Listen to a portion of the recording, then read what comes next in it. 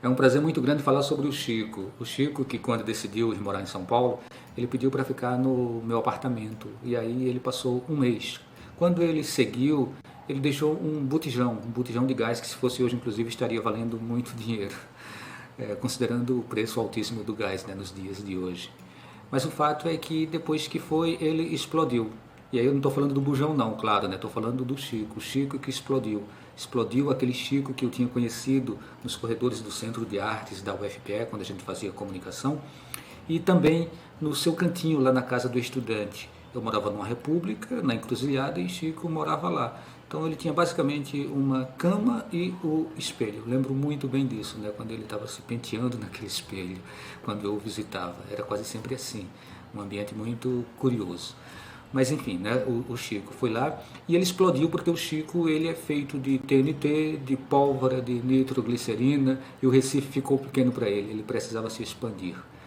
O Chico ele explodiu porque ele conhece a essência do ser humano do brasileiro. E aí, independente de onde esteja essa pessoa, ele conhece a sua alma. O Chico, que é do Crato, mas que não conhece somente o Crato, não conhece somente o Recife, não conhece somente São Paulo. Ele conhece os becos e vielas, as periferias, as favelas. Ele conhece todos os recantos desse país, de todos os municípios desse país. Claro que eu estou falando aqui como hipérbole, e é um pouco de metáfora também que está contida nessa fala, mas é impressionante como ele traz a essência da alma humana para a sua obra. E a gente vai ver isso nos contos, a gente vai ver isso nas poesias, né, nos poemas do Chico, a gente vai ver nos romances, a gente vai ver no cinema, nas obras que ele leva para o cinema, seja como co-roteirista, ou seja em obras que são adaptadas a partir da sua obra, como é o caso do Big Jato, e sobretudo nas crônicas. Que crônicas que são essas, meu Deus? Né? Como que uma pessoa consegue escrever de uma forma tão magistral, tão imponente e tão humana? Né? O Chico ele não parece um cronista, ele parece um contista quando ele faz as suas crônicas. E eu vejo ali contos com personagens reais. Por isso mesmo, possivelmente, que se diz que a crônica é o gênero mais próximo da literatura, né? É um gênero literário, né? E aí ele dialoga com os outros formatos, com os outros gêneros.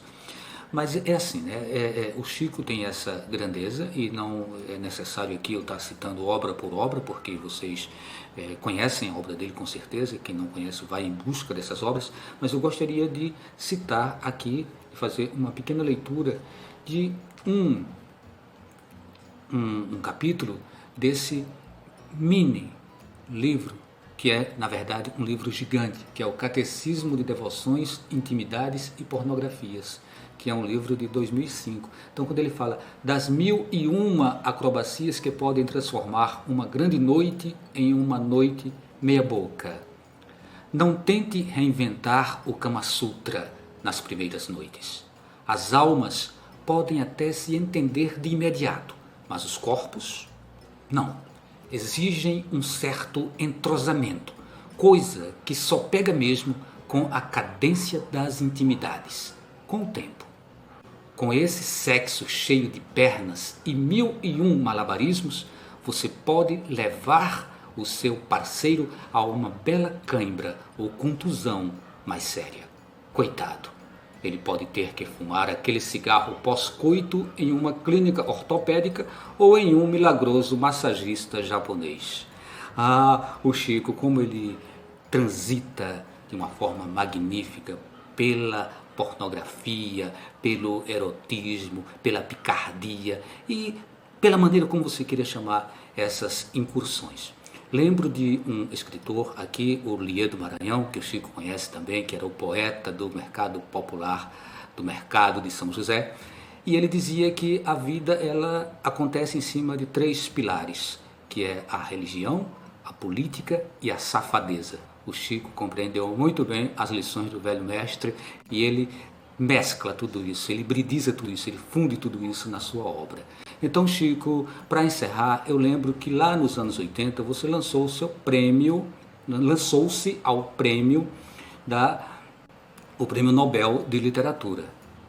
uma candidatura fantástica, fantasiosa, mas eu diria que você precisaria se lançar não somente ao Prêmio Nobel de Literatura, mas também ao Prêmio Nobel da Paz, dada a relevância das suas abordagens no campo político, no campo social, no campo da economia e essa vertente humana que você tem.